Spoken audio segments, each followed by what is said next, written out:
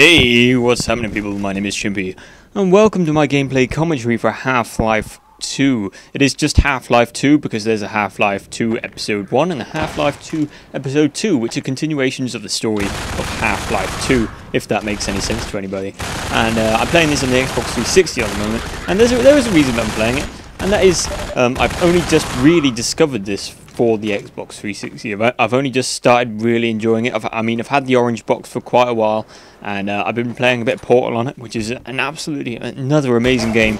And there's just so much value that you get in that orange box that it's just so many hours of enjoyment for everybody who plays it. So I highly recommend buying the orange box. It's out on PS3 and it is out on Xbox 360, so check that out. Obviously, originally it was a PC title for Windows, but recently it's also been released on Mac. I think Steam's coming to Mac now, so that means that you're going to be able to get every game that's in this, as well as Team Fortress. You're going to be getting Portal, you're going to be getting Half-Life 2. There's so many hours of enjoyment there.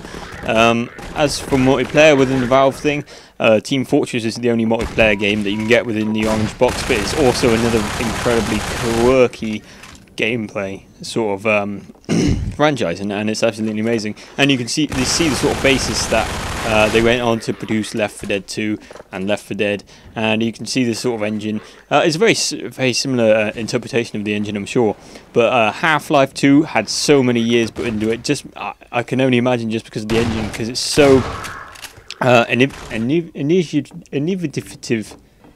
innovative. No, I can't say it.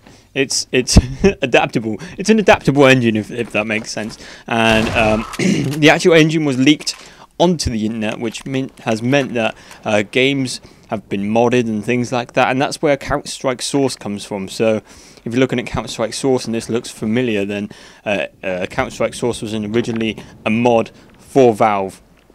Well, for the Source engine, should I say. So that probably makes more sense. So Valve have recently, not recently, but they're obviously in production of games all the time, and they do some really good titles, as well as the ever-acclaimed Half-Life 2 Episode 3, which is supposed to be in development. I don't know whether that has been announced, but I read it on Wikipedia, so it must be true. Anyway, I go through quite a lot of gameplay within this. I speed up quite a lot of sections, and it's going to be quite a long commentary, which doesn't really suit me, because I normally find that the more I talk, the more I babble about completely random stuff. So if that does happen, then I'm very sorry. I've already done a couple of takes just to begin with, because I kept messing up with that, but that's okay. We can keep going. Anyway, the system of shooting within this game is also pretty nice. It's obviously a first-person shooter, and but it also has vehicle driving in it, and it has things like that. You get to go in a buggy, which is pretty awesome, and the buggy has guns on it. And the only way I could describe this to someone who hasn't played it before is, it's probably really difficult. It's like the Left 4 Dead 2 feel to it, with a sort of Fallout 3 backdrop to it. I mean, it's obviously a world that's very different to our own, and there's things which are going to try and kill you all the time. There's humans, there's aliens, there's things like that, and that's maybe the only way to describe it. I mean, the graphics are absolutely amazing, the engine's absolutely bloody amazing. One of the best engines around, as everybody knows, or not many people do know, and I think that's something to do with me being on the Xbox 360. I was never a PC gamer before, and but as soon as I got my Xbox 360, gaming became a big part of what I do, and I always had a PS2 before that, but I never had a multiplayer experience with it. But I feel like the Xbox 360 has really progressed the way I look at games and the way I know, and definitely how much I know about the games, because when I had the PS2, I didn't even have the internet. I mean, I've only had the internet for a few years now, so the whole idea of doing gameplay commentaries and stuff like that was something that's would have been completely out of my mind at the time. I wouldn't have even known they existed. And for someone who's only recently, in retrospect to how old I am, got the internet, it's kind of weird, because it just is. Anyway, I'm going into this house. I'm going to be shooting a few people. The shotgun is absolutely amazing. There's a couple of different firing methods on it. You can fire one shot at a time, or you can do like a double-barreled sort of thing, which is really cool, and that absolutely blows them away instantaneously. Makes me happy, and it's kind of good. Now, one thing is about this game, I spend a lot of my time getting lost, and that is because there's no directions, there's no maps or anything like that, and it just encourages you to explore the whole world. And the good thing is that the game's so well made that the more you do explore, the more you find, the more funny stuff you find. It's a very quirky game, and it's absolutely amazing. And that is shown throughout the series of the Source games. I mean, things like Portal. Portal is an absolutely amazing game with such innovative, I'm going to use that word again, innovative gameplay. Yeah, that makes sense. And obviously Portal 3 is coming out soon, which is going to be an absolutely amazing game. It's also coming to consoles, it's going to PC, it's going to PS3 as far as I know as well. And that's going to be crazy. That's going to be a full feature-length game this time. So they've been developing that for a very long time, and it is looking absolutely amazing.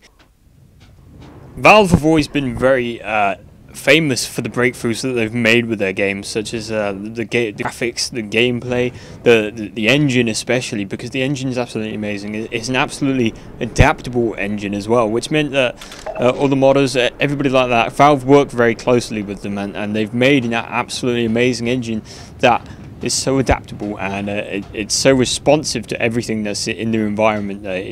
It's a really enjoyable game to play, and I highly recommend it to anybody who plays it. Let's talk about some of the other games as well, because Portal, that's an absolutely amazing game. Portal 2 is coming out soon, which is also looking like a really cool game. I really hope to pick that up as soon as possible, and I'll pre-order it as soon as I can. I've also got a couple of other pre-ordered games on the way, which sound pretty good to me.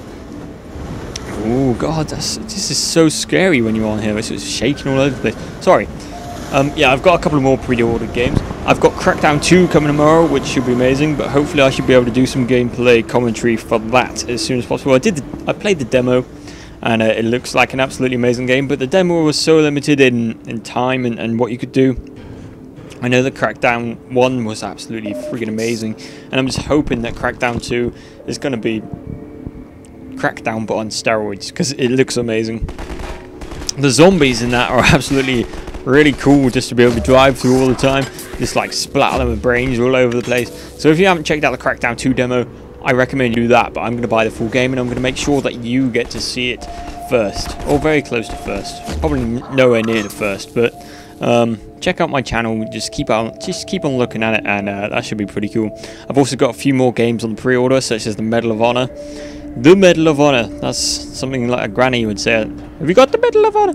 Yeah, so I've got Medal of Honor pre-ordered. I still haven't played the beta, and I'm hoping to get some of the beta gameplay on my channel. I still don't think the beta's out at the time that I'm speaking for the Xbox 360. I mean, because there's been massive delays with it. I'm not quite exactly sure why there's been massive delays with it, but I'm hoping to play it as soon as possible because it does look pretty cool. Looks like a good mix-up between Battlefield Bad Company and Medal of Honor. And I'm not the sort of fanboy that would say, you know what, we don't need another Call of Duty game, and I'd say we do, to be honest. I mean, it's going to be something nice to tide me over until Black Ops comes out, which is another game that I've got pre-ordered. And I mean, you can never have too many Call of Duties. I mean, especially different takes on it. And I'm really excited to play Medal of Honor, so that should be pretty cool. Especially if it is a mashup between Bad Company and Modern Warfare. Sorry, there's too many M's going on in this. It's just confusing me greatly. Bad times. But anyway, so I love how you can change weapon in this game as well, because it's quite fasting and it's very smooth gameplay. Sometimes you get first-person shooters where your gun's lagging all over the place. The controller doesn't feel that responsive, but this is one of the games that really does have a responsive controller. It definitely shows the basis of which they wanted to go on and make Left 4 Dead with, and I think it's an amazing example. Anyway, I've just fallen off a bridge, which is horrible, and I died because of it. But that was the end of my gameplay commentary. I hope you really enjoyed it. I hope you've listened the whole way through without me boring you too much. My name's been Chimpie.